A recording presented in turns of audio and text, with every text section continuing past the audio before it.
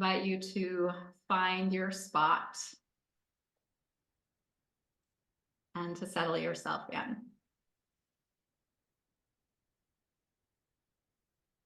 I invite you to arrive in this moment and in your place.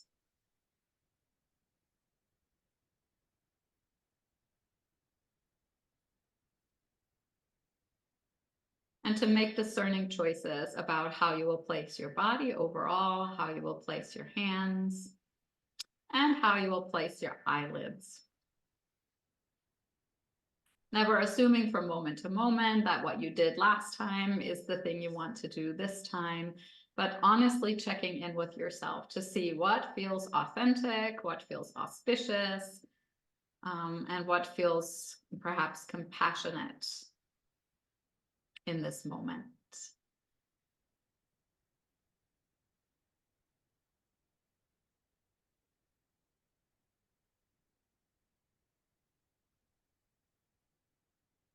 And then as you're making all of these choices, I invite you to check in with your physical being. Noticing how your body is arriving in this moment and in this place. How it may reflect how you got here, whether you ran or walked or drove. How it perhaps reflects the traces of your day. Maybe it was stressful or it was calm. And how does that show up in your physical being? How does your body reflect maybe still your activities from the weekend?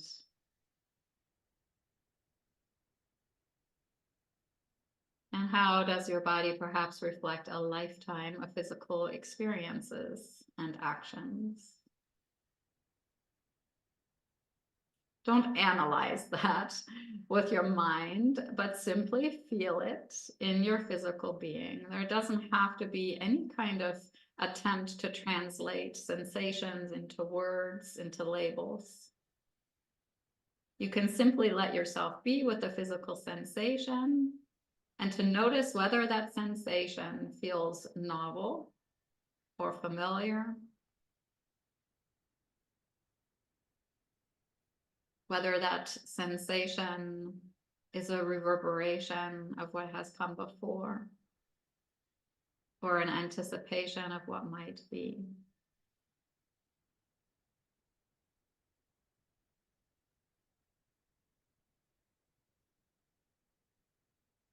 If it's challenging to tune into your body, to tune into sensation, you could pick a particular body part and just scan what's happening there.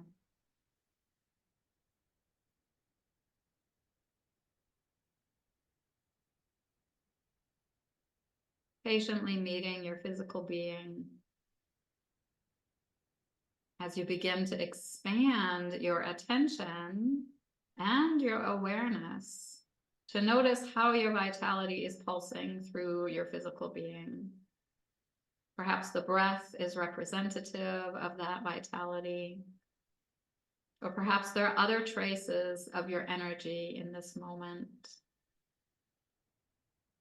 Maybe a sense of vibrancy or fatigue. Or maybe you're noticing your heartbeat. Maybe there's a pulsation or an energy at your fingertips or in your toes.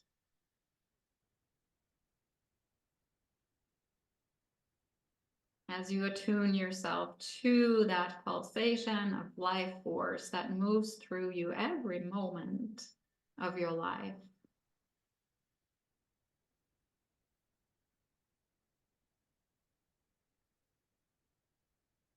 You might notice if the vitality or the energy that you're sensing into in this moment feels familiar, or if it's a bit novel.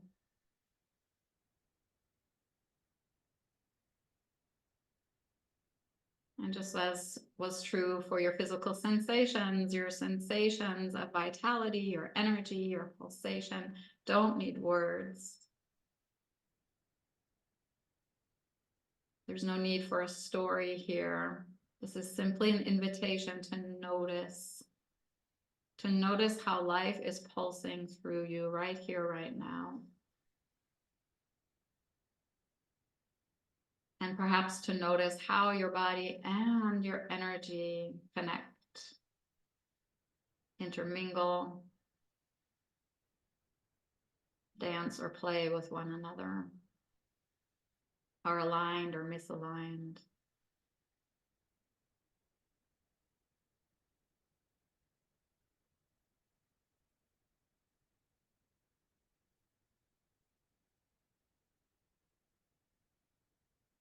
And then I invite you to gently expand your attention and awareness yet again, to begin to notice the sensations in your mind. Here, sensations may show up as emotions or as a mind state, perhaps of distraction or sluggishness.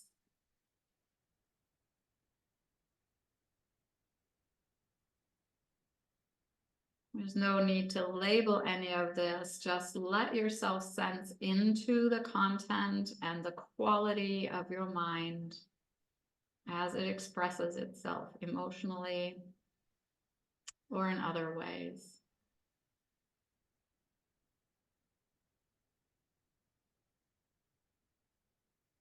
And perhaps notice how these emotions and these mind states might be a reflection of the last few moments, or perhaps they're a reflection of your experiences of the entire day or your prior week, or this past year, or your entire lifetime. Not in an analytical way, but just a way of sensing into the familiarity of what's present. No judgment, just an open heart and open mind to receive with compassion whatever arises from body, vitality, and mind.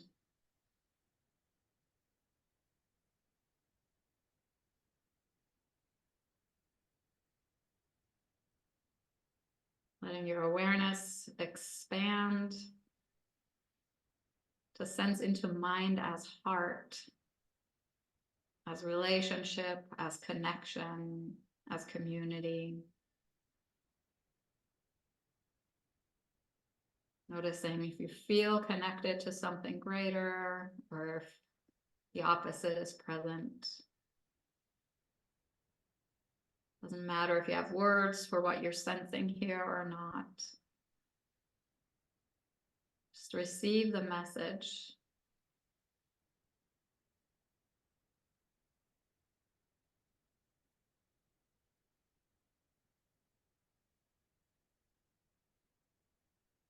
And let yourself sit with all that's arising for you in this moment.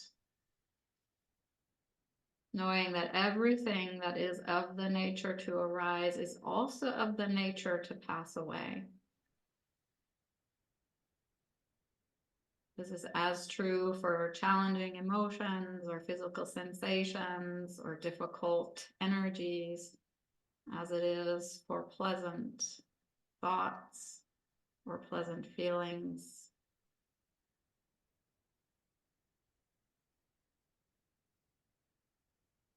This is the nature of our humanity. This is the nature of this world. Things arise and things pass.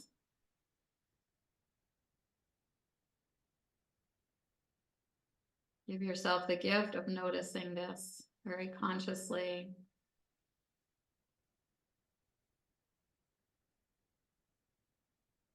As you also tune into your own capacity to be this observer, this witness, this part of you that watches the coming and going.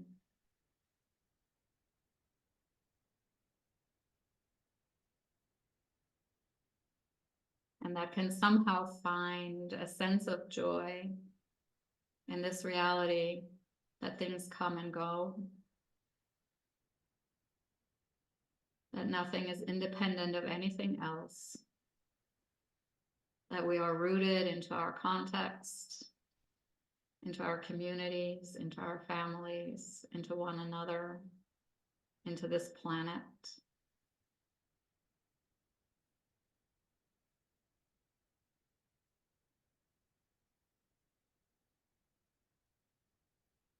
And that because of that, we're really never alone.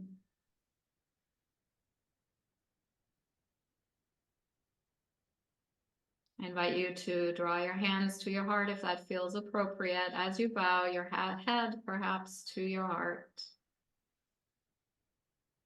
deeply acknowledging your humanity,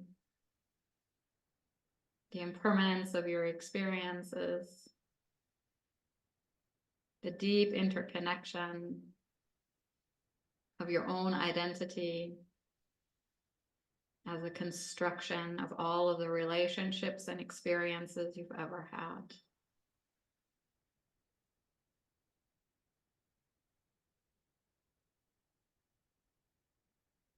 And so notice if, with being in touch with that reality of your humanity, you can find an intention that seems auspicious, helpful, appropriate in this moment. Maybe it's a felt sense, maybe it's something very tangible. Maybe there's an empty space. Whatever arises, invite yourself simply to be with that. And if there is something that seems worthwhile to seal into your own heart, I invite you to do that with your next breath in. And if there's something that you wish to send outward into your community, I invite you to do that with your next breath out.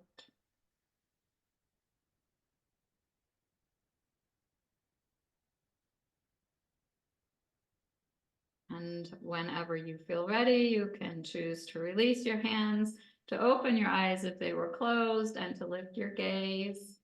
And welcome. Welcome to all of you. Welcome to those of you who joined perhaps during the opening centering.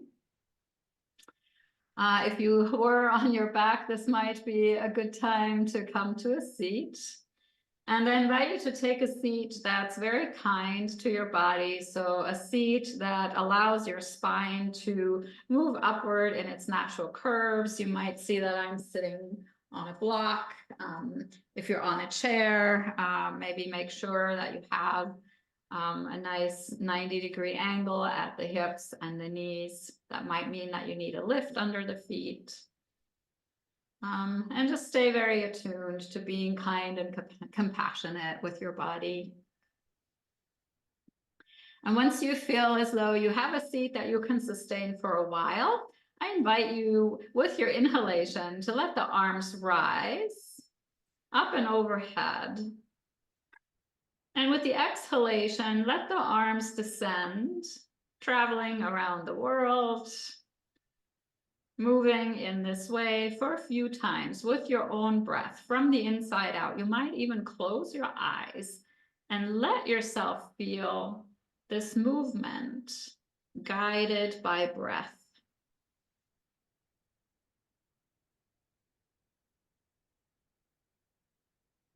If you would like a bit more muscular engagement, you can imagine that you're drawing the arms through some kind of substance that's giving a tiny bit of resistance.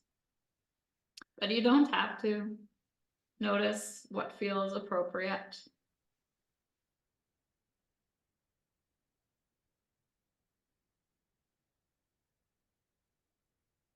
Noticing how the breath is supporting the movement of the arms, and how perhaps reciprocally the movement of the arms is also supporting the flow of breath.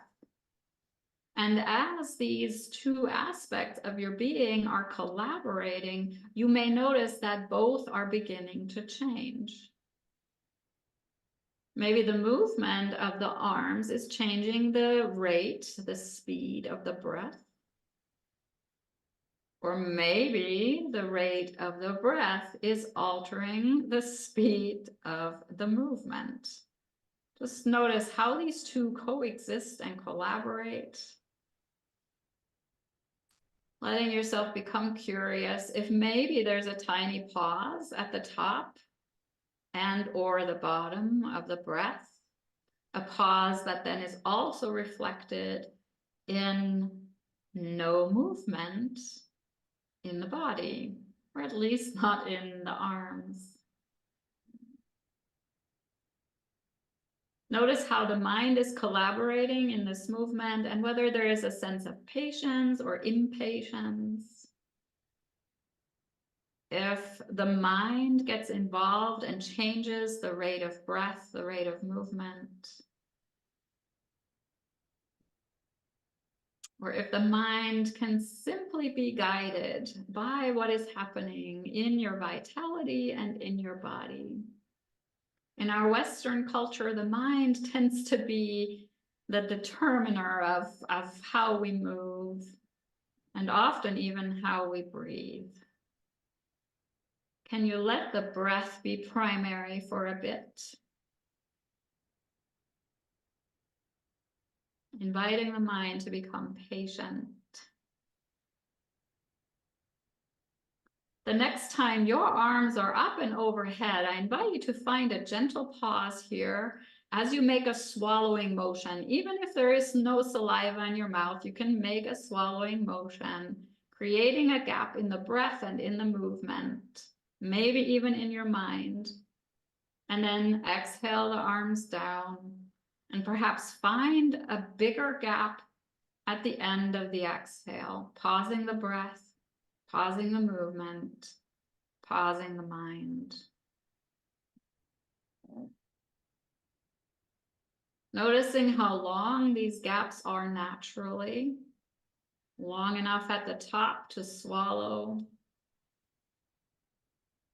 long enough at the bottom to define the existence, the arising of a gap, and then knowing when that gap needs to end, when it needs to pass away and movement begins.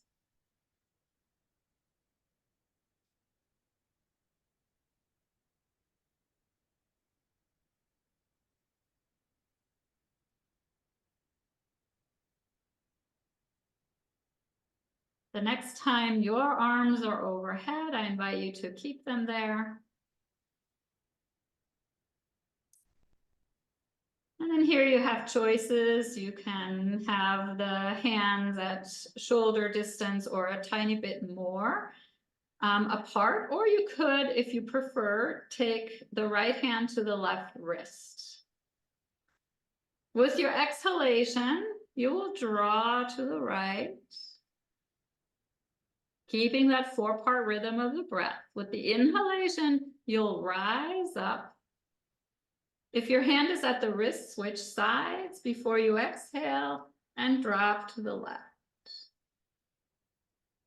And then stay with this rhythm of moving, inhaling to rise, exhaling to laterally flex, holding at the end of the exhalation, maybe long enough to note the weight of your arms.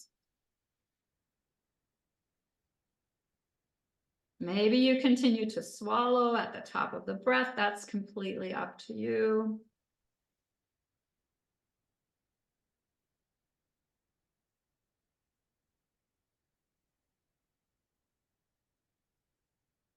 Notice if there's a mind story that's developing around how this side flexion should unfold for your arms, whether you feel like you should clasp the wrist or not. Notice if there is impatience, or if you can let movement and mind be guided by the rhythm of your breath. As perhaps your exhalation becomes longer and longer, and perhaps the gap at the bottom invites you to hold. Not so long that you're gasping for an inhalation when the next breath draws in, but long enough to notice that there is a pause.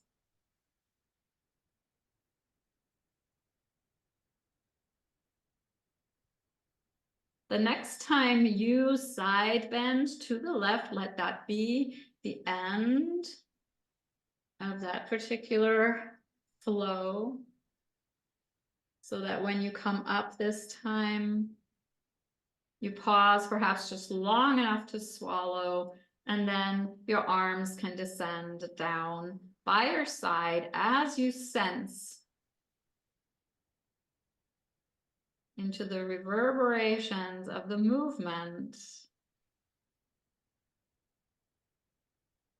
in your breath, in your body, and your mind. You can stay here anchored to sensation, or you can gently begin to roll your shoulders forward and back. Small circles to begin with.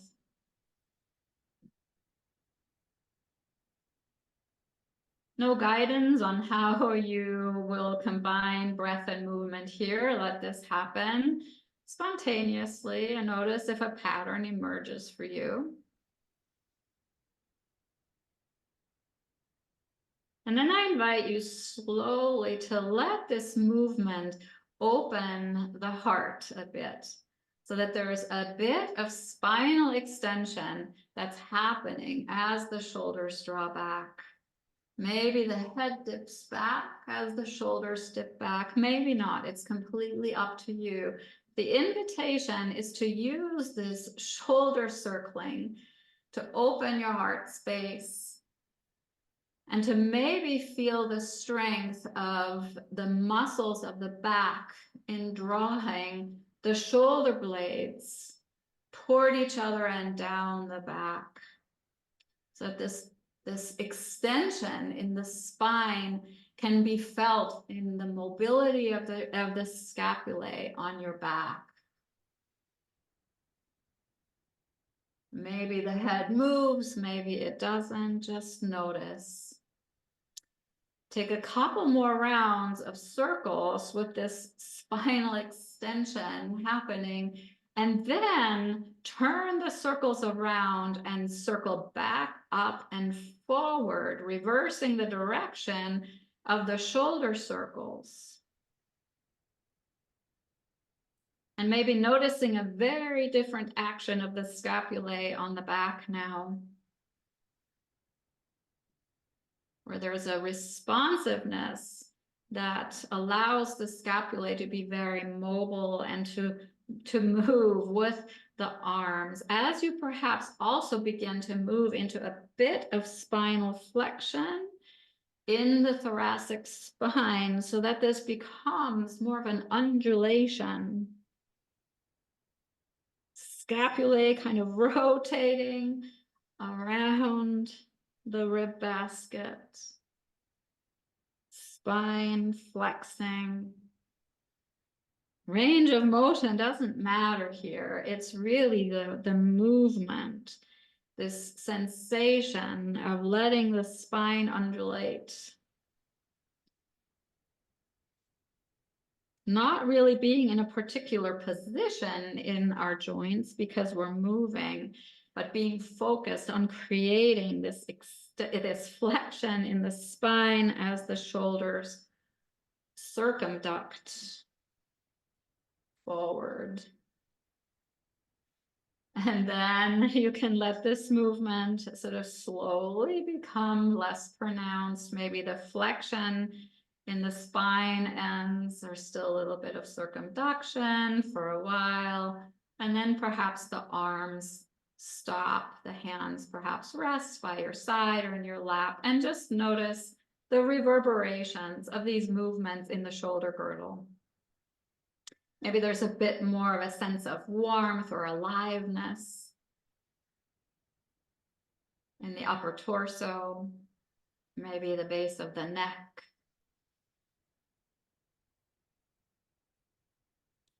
Not creating anything that isn't there, but just with curiosity, noticing the things that do emerge.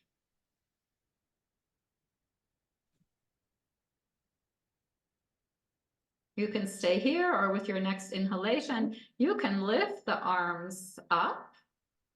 And then with the exhalation, draw them down into goalpost or cactus. And notice if you can create some engagement here by pretending that you're pressing the arms into a resistance below you, like you're maybe pressing into a countertop. At the same time that you're pressing them back against an imaginary wall, or you could sit in front of a wall and literally press the arms into the wall to feel a lot of engagement in the entire shoulder girdle. Noticing perhaps how the scapulae respond on your back when you fire up those big back muscles, when you pretend to press the arms into a wall.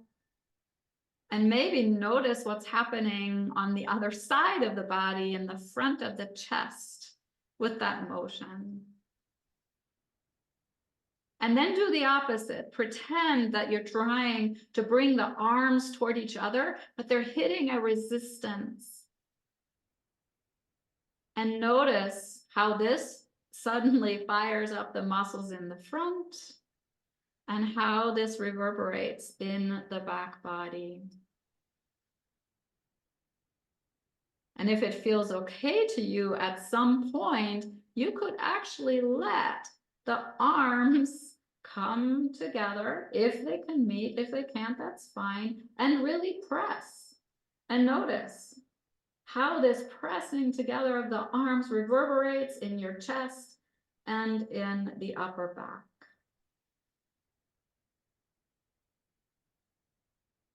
There's nothing happening on the outside, but hopefully you can feel how much is happening on the inside. Wait for an inhalation and then let the arms open up. And then just let them kind of rest here. No extra engagement at all, but just being in space, noticing the weight of the arms. And then the next time you exhale, let the right hand come to the left shoulder and the left hand to the right shoulder as you give yourself a bit of a hug. And notice how this may spread the scapulae on your back. You could, even if you wanted to, add a little bit of flexion to the spine. With the inhalation, perhaps lifting up and moving into a bit of extension in the spine, but still keeping that placement of the hands and just creating that undulation in the spine again. Noticing how the thoracic spine here and the scapulae collaborate. And of course, lots of other structures. I'm just calling out a few. And if this is too much for you, you can always have the arms in with hands at opposite elbows instead of hands at opposite shoulders. With your next inhalation, before you do that, first notice which arm is on the outside. Okay, is it your right or your left? That's on top. Then with your inhalation, open the arms wide. Maybe take a round or two of breath here. And then on an exhalation, bring the arms back. This time the other arm comes to the outside. And just notice how this might change the experience in your shoulders, in your spine, the whole length of the spine, not just the thoracic spine. That's kind of the obvious place. But you may even notice that it shifts how you sit. It may shift how your lumbar is aligned, how your neck is aligned. And so just be really curious. And then perhaps bring that bit of flexion and extension back if that feels okay for you. You don't have to. Just experimenting with range of motion.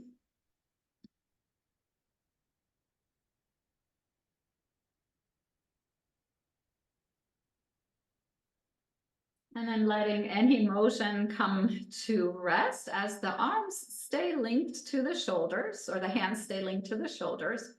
And then from here, release the hands and bring the backs of the hands toward each other. They don't have to touch, but if they can, the backs of the hands could press against each other, or maybe the hands slide across and the palms meet. No requirement there, but just notice. And then see what happens if you lift and lower the elbows from here. Notice how this reverberates into the shoulder girdle, into the scapulae. I don't know if you have the sensitivity to notice your clavicle. I personally don't, but I know some people can feel the rotation in their clavicle. That's a sympathetic movement. It's not one that we create. And just notice what your comfortable range of motion is and whether you can stay with that or if your mind is pressing you to move beyond that, and maybe don't listen to your mind story about what should or shouldn't happen here.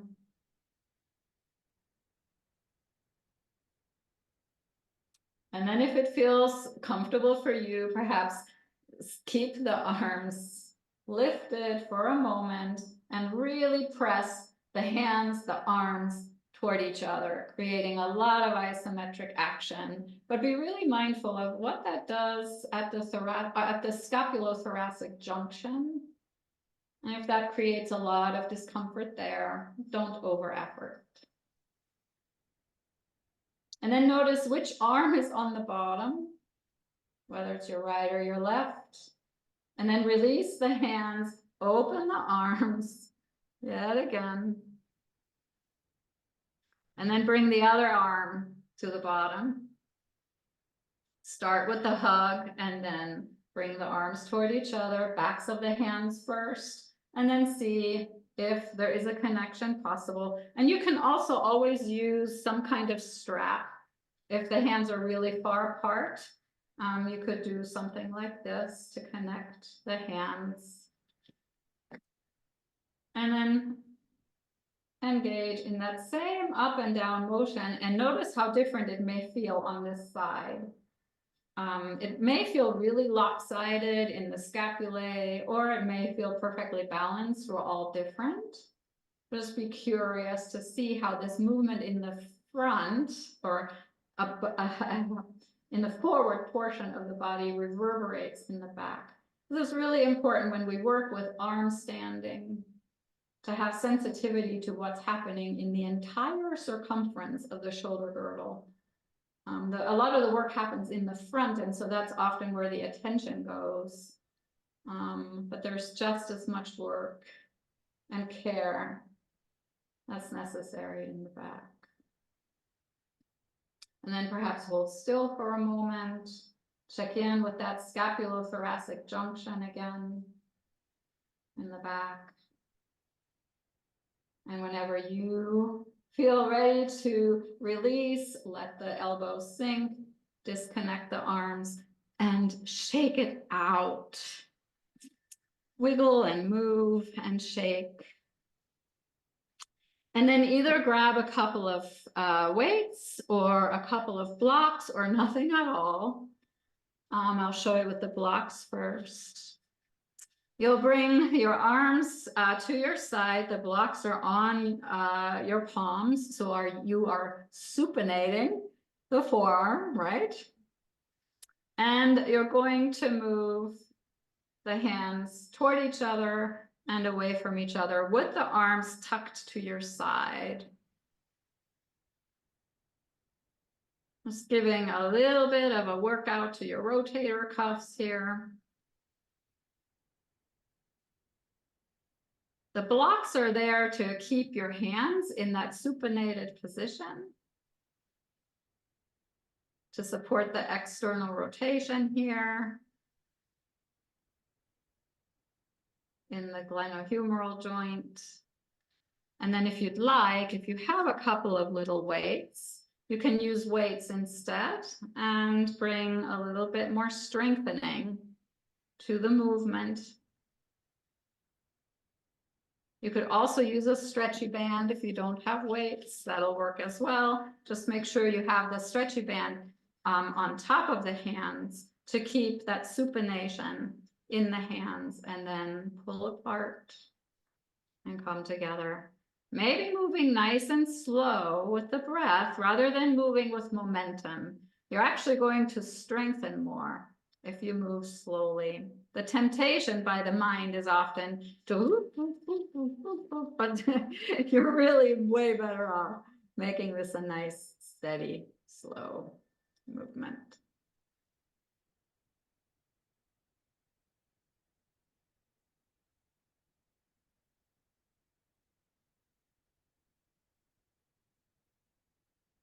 And then you can stop unless you're like really enjoying this and you want to keep going.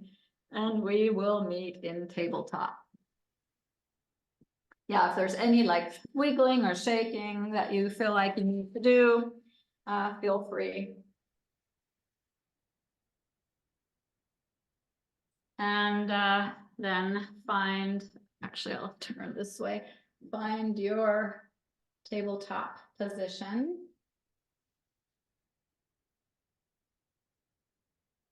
And then yet again, sense into the front and the back of the shoulder girdle, the entire circumference, as you place the hands under the shoulders.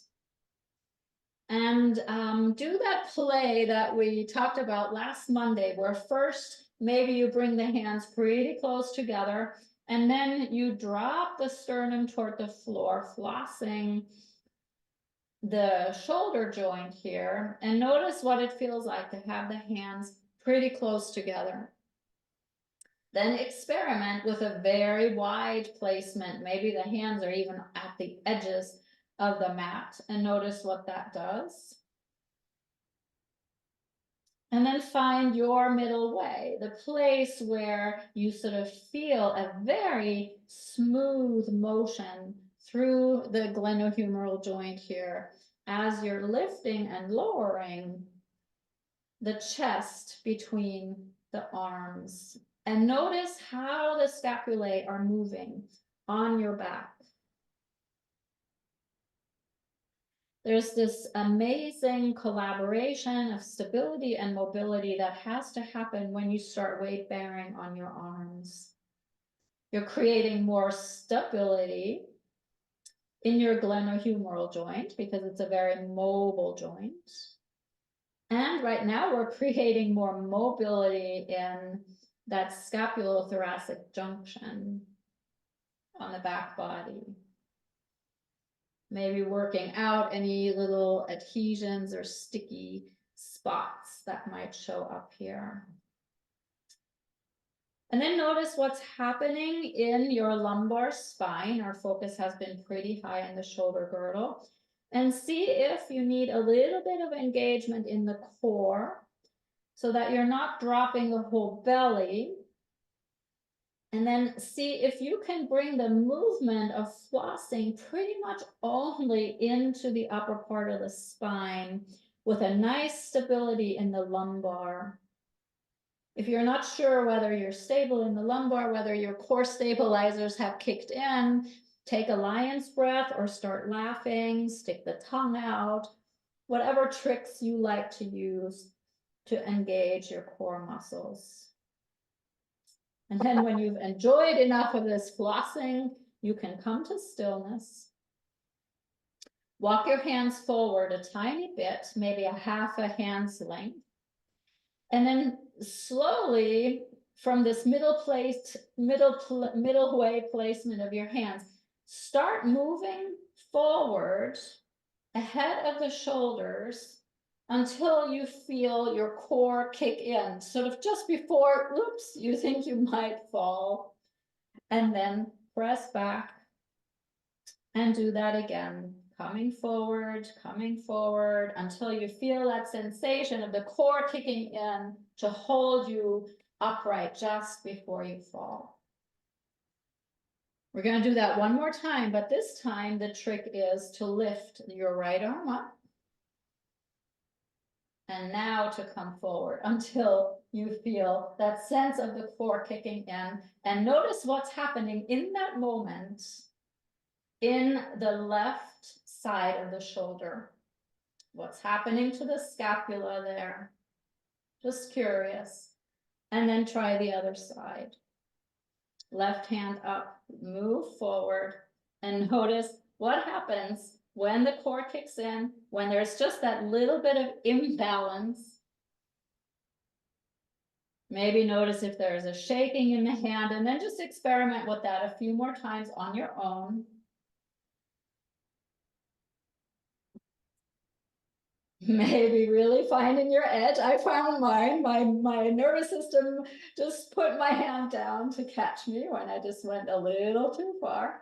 So see where you can go and notice what's happening in the shoulder girdle.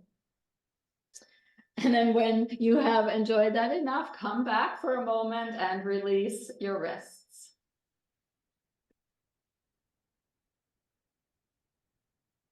You can shake or make circles or draw the hands back. I'm just giving you some ideas of all the different things that you can do to help people release their wrists.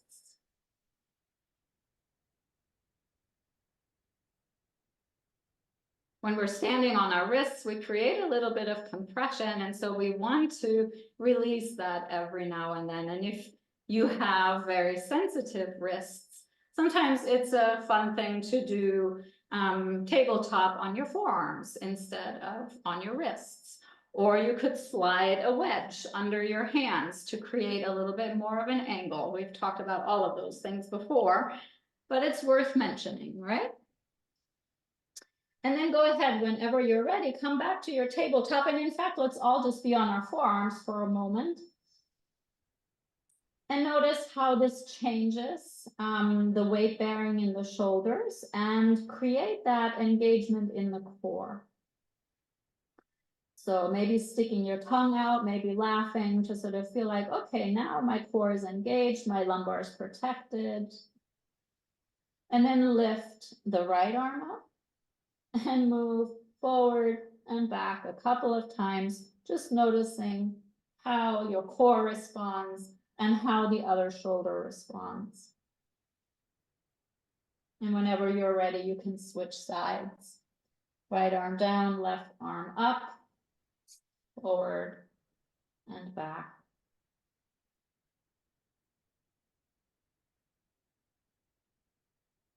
And then release down. You can always take a few flossing motions. This is also a very nice sort of recuperative, rejuvenating little movement. And then from here, you have choices. You can slide both forearms forward, or you can come to the hands. I'll show it on the forearms first, and then slide the shoulders above the elbows to come into kind of a sphinxy plank. Half plank, really, because the knees are on the floor. And in fact, you could lift the feet up. That tends to fire up your core a little bit and is a really nice way of being here. And then notice how you can stabilize yourself here. What movements in the body help? For example, try a lion's breath. Try some laughter. Notice what's happening in your pelvis as it may actually tuck a little bit to create strength here, stability at the core. And then experiment with what happens if you press the floor away from you by pressing the arms into the earth. And notice the stability that you may create in the shoulder girdle here. You can stay here, or you can lift yourself up on the hands. You can stay in a half plank in that the knees are still up. And notice how you can create stability here. Maybe again, paying attention to this core engagement. I don't know if you can see, I'm trying to demonstrate. We don't want to hang like a banana shape here like this, but we want to draw the core in and up, which means the pelvis tucks a tiny bit. And then how can you create stability here? See if you can press the floor away through the hands. maybe focusing on pressing into the fingers, the index finger and the thumb. And then if you'd like, you could touch the toes down and lift the knees.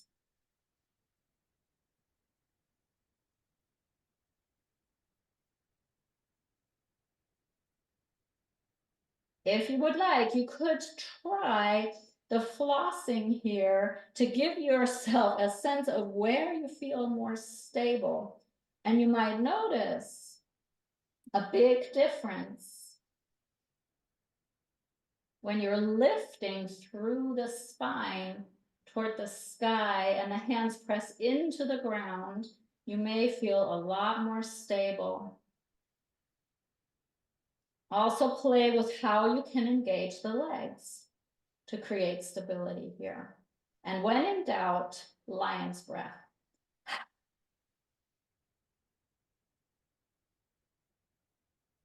And then drop the knees to the ground, bend the elbows and draw them toward your sides. So don't let them splay out to the side, but draw them in toward each other. Adduction. Adduction of the arm, right? That creates stability in the glenohumeral joint. So we want to draw the arms toward each other as you lower yourself down to the ground.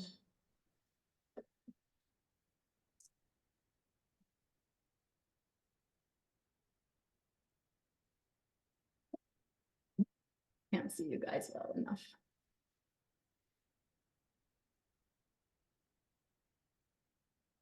If you need a rest for a moment, you can come all the way down. And then hover the hands by your side for a moment as you use the belly, the core muscles, the glutes to lift your chest a tiny bit off the ground. Then touch the hands down, curl the toes under. You could stay on the knees if you'd like as you press yourself back up, either into a half plank or a full plank. Stabilizing, holding steady.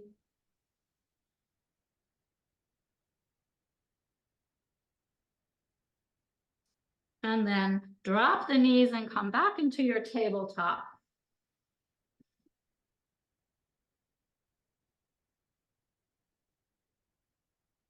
Great. Now, having worked quite a bit now with strength in the shoulder girdle, and yet sufficient mobility for the scapulae to move themselves into the most auspicious position, depending on where you are. Come back to your tabletop. Draw the belly in, slight tuck in the pelvis to come from a place of strength. Walk your hands one hand's length different distance forward. Curl the toes under.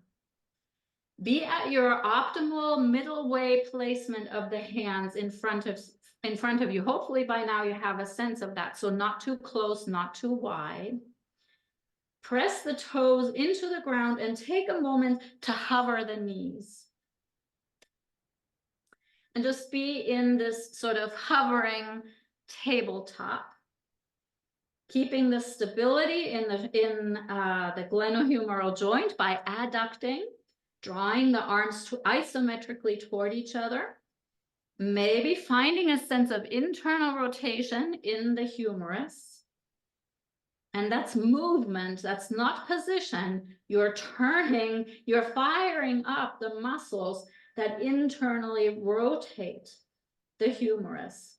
And then from here, if you're still hovering and you're getting kind of tired of that, you can press the hands forward and down to move the shoulders back and the hips move diagonally upward. Your arms will naturally have externally rotated in the glenohumeral joint to help you come into full flexion in the shoulder joint. From here, if you feel the least bit unstable, create an internal sense of rotation. So rather than continuing to externally rotate, which is what naturally happened because of the glenohumeral rhythm, counter that and internally rotate the upper arm bone. And notice any reverberations of that through the shoulder girdle. Downward dog requires mobility of the scapulae. Your scapulae have to rotate downward and forward. They can't plant themselves into that nice shoulder V that we use to stabilize the scapulae. They have to be mobile. So we need to create as much stability as possible in the glenohumeral joint. And that internal rotation movement and adduction, moving the arms toward each other, will help with that. You can always come to the knees if you need a break. If you are still lifted, I can't see too many of you. Too many videos are off. But if you are still in your down dog, with your next inhalation, let yourself move forward into a plank shape. And notice how your body adjusts itself here.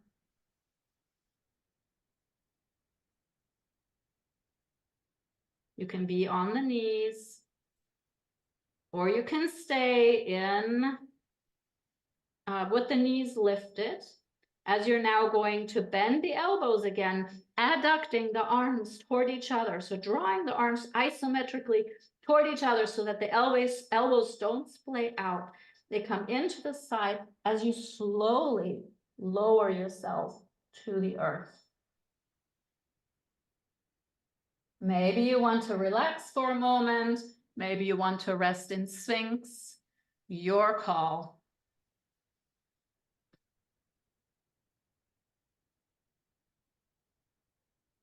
If you're resting fully on the earth, you could make a little pillow with your hands for the head.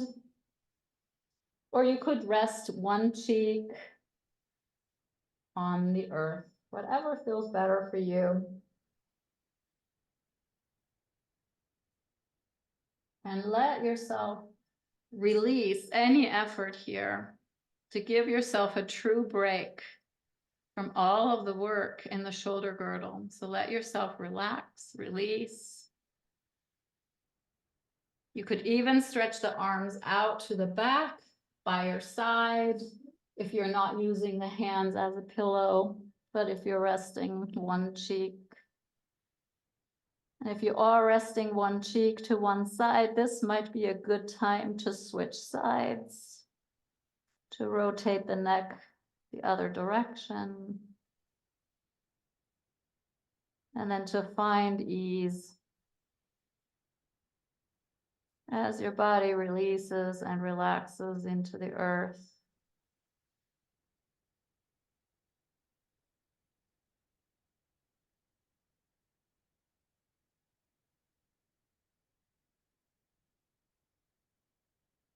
And then you can either stay here or you can bring the hands under the shoulders. You'll notice how immediately things shift in your shoulder girdle.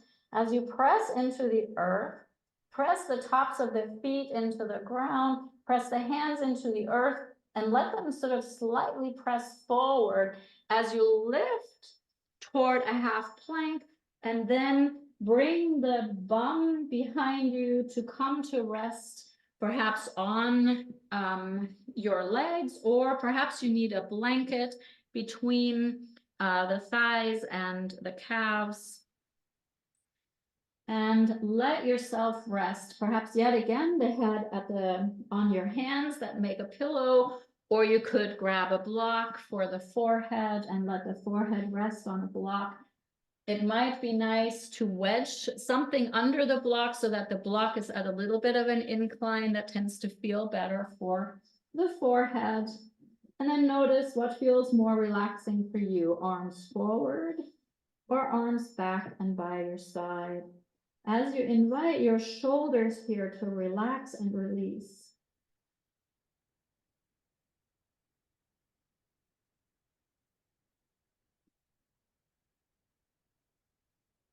Choosing whatever head position feels most appropriate for you, whatever arm position, whatever leg position. As you let yourself curl up into this child's pose, that's really a beautiful way of creating our primary curve in the spine, this very familiar shape that invites a sense of releasing, a sense of relaxing. And that also invites you to breathe into your back body, since you're compressing the front of the chest. And so let yourself notice how the breath is shifting as you're in child's pose here.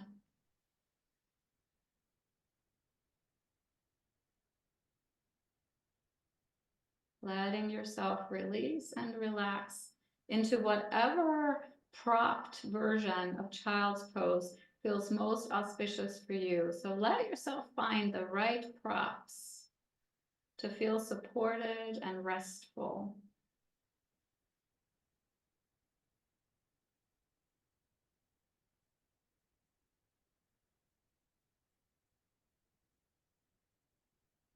As you breathe into your back body,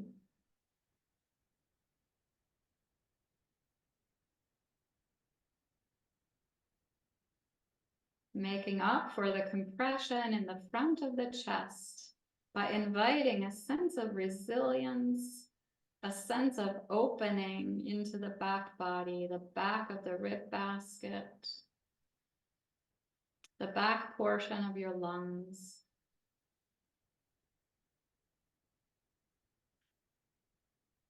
Inviting the use of lung tissue that's often underutilized. We tend to use the lung tissue in the front of the chest more so than that in the back of the chest. And so consciously breathe into the back, inviting the back of the rib basket to expand, inviting the air to travel into the back of the lungs.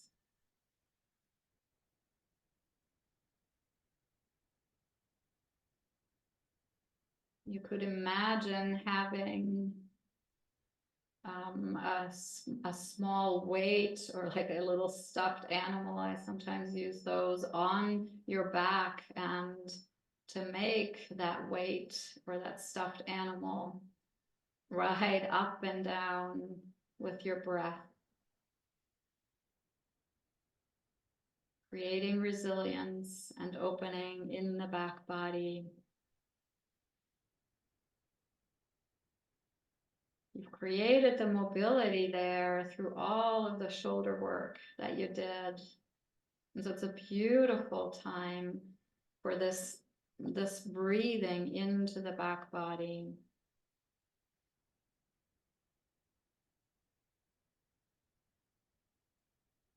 If it feels accessible, you could even invite the exhalations to lengthen.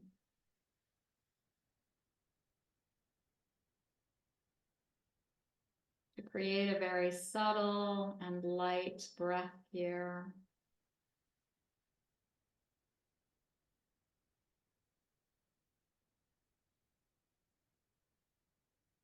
A gentle breath rhythm that invites your nervous system to settle.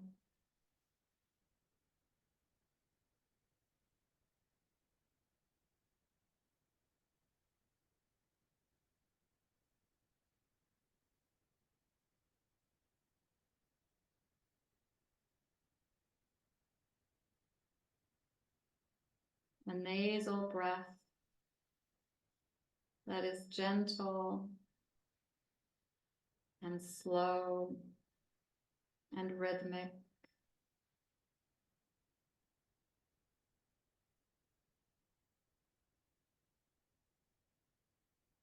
And if at any point you feel like you've been in this forward shape long enough, you can always rise to a hero seat or some other kind of seat and continue to breathe in a more upright position, yogi's choice.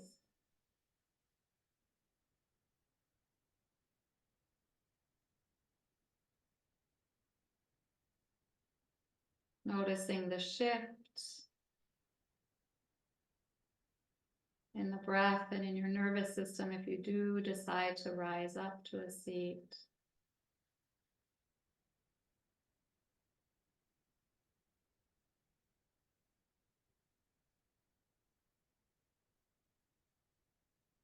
And if you are still in child's pose, begin to prepare yourself to rise up to a seat.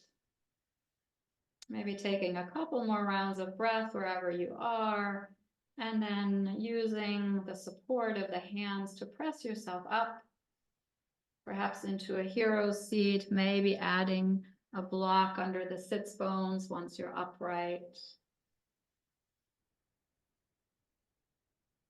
Continuing to breathe in this very subtle way, perhaps with the exhalation longer than the inhalation.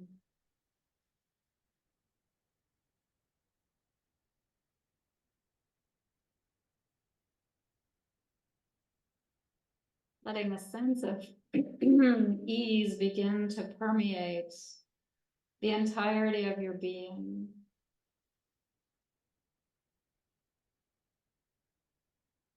Becoming yet again very curious about the rhythm of your breathing, about your vitality, the state of your nervous system,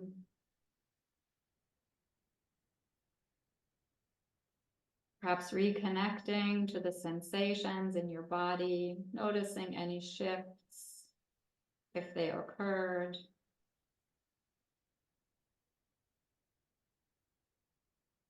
Feeling the pulsation of the breath as movement in the body, not exaggerating anything, but noticing the subtlety of this dance between breath and body.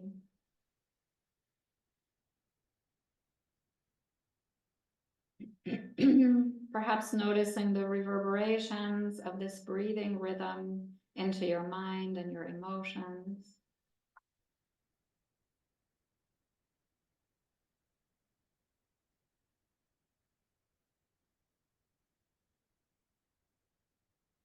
As the breath continues to flow lightly, gently, smoothly, silently.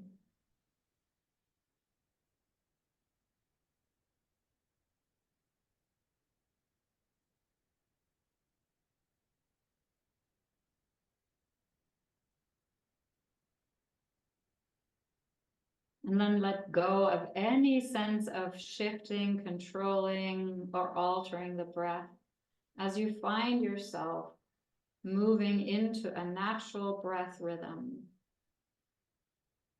Nothing contrived, something very natural and authentic. Something that expresses your vitality of this moment.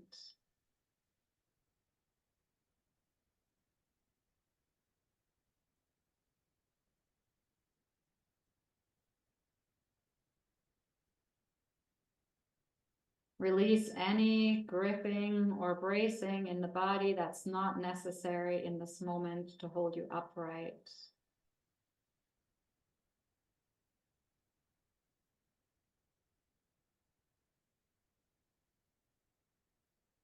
Invite your mind to be stable and present,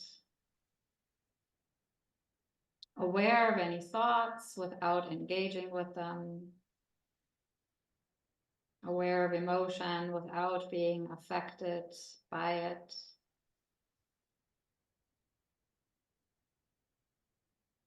As we move together now into about 2 minutes of seated Shavasana silence.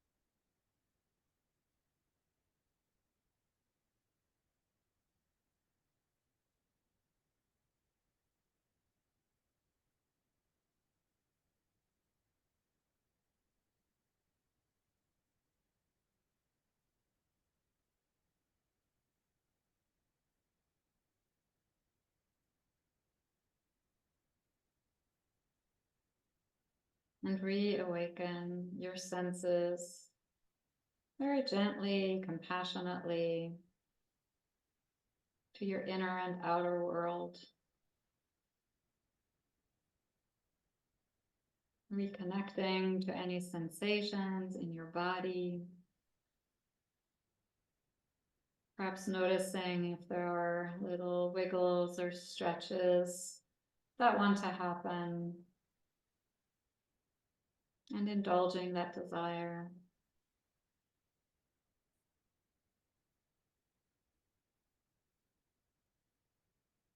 Perhaps reconnecting to stimuli from the outer world, the air on your skin, the sounds around you.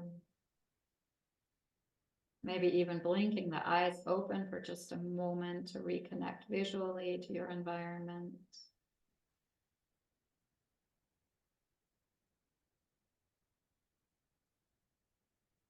Perhaps reconnecting consciously to your breathing, knowing that you're breathing in as you inhale, knowing that you're breathing out as you exhale.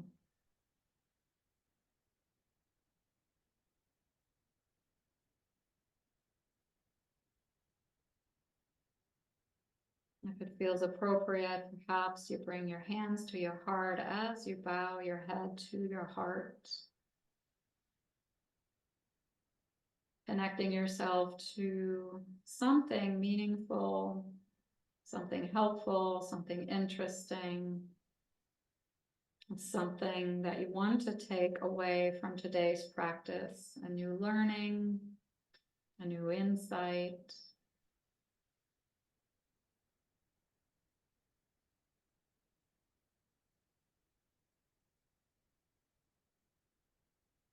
Let that piece of newness, of information settle into your tissues and into your nervous system, into your memory as you recall it consciously. And as you perhaps connect it to your intention that you set at the beginning of your practice.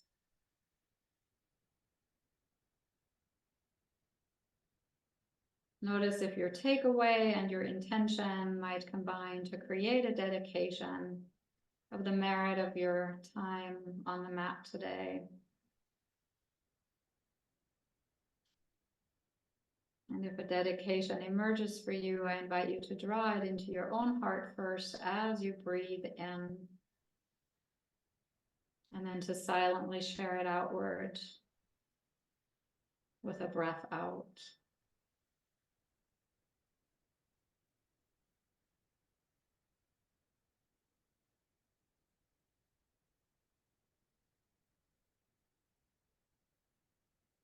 And thank you for practicing.